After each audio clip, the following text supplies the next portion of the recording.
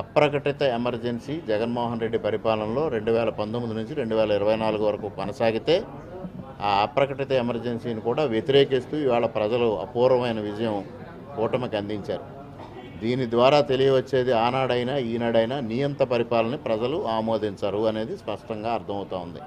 అందుకే ఇవాళ దిక్కులేని పరిస్థితిలో జగన్మోహన్ రెడ్డి తన పార్టీని కాంగ్రెస్ పార్టీలో విలీనం చేసే దిశగా అడుగులు వేస్తూ ఉన్నాడు. నిన్నటి రోజున బెంగళూరులో డీకే శివకుమార్తో భేటీ అయి వైఎస్ షర్మిల్ని కాంగ్రెస్ పార్టీ నుంచి బయటకు పంపిస్తే తన పార్టీ విలీనం చేయడానికి సంసిద్ధమని వ్యక్తం చేసే నిస్సహాయ స్థితికి జగన్మోహన్ రెడ్డి వెళ్ళిపోవడం జరిగింది.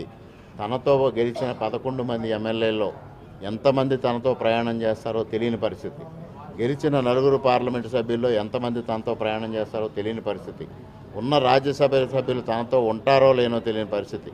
ఇటువంటి పరిస్థితిలో దిక్కుతోచని పరిస్థితి, అంటే సాక్షాత్